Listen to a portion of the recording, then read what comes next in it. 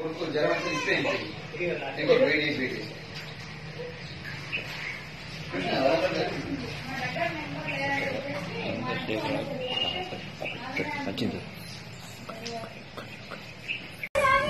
గ్రామం, మేడిపల్లి మండల్, జగిత్యాల డిస్టిక్.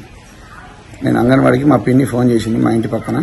నేను అంగన్వాడికి వెళ్ళి ఈ కొడుగుడ్లు తీసుకురావడం జరిగింది.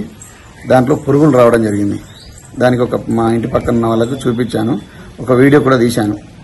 దాన్ని మేము ఎవరికి సహకరించాలో వాళ్ళకి సహకరించి పెట్టాను. మా వల్లంపల్లి గ్రూప్లో కూడా పెట్టాను. ఇంటికి వచ్చిన తర్వాత స్మెల్ రావడం జరిగింది. స్మెల్ ఎందుకు వస్తుందని చూసేసరికి దాంట్లో పురుగులు వచ్చాయి. దాన్ని ఒక వీడియో తీసా. మా ఇంటి పక్కన వాళ్ళకనే అందరికీ చూపించాను. ఒక వీడియో కూడా తీశాను.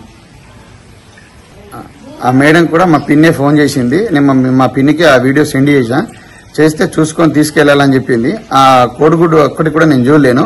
ఆమెనే 2 ట్రేలు ఇటు పక్కకు జరిపింది. తీసుకొని వచ్చా. ఇంకా అందులో ఆ స్కూల్లోకి పోయినప్పుడు కూడా ఒక 50 కిలోల బస్తా కింద పెట్టాను.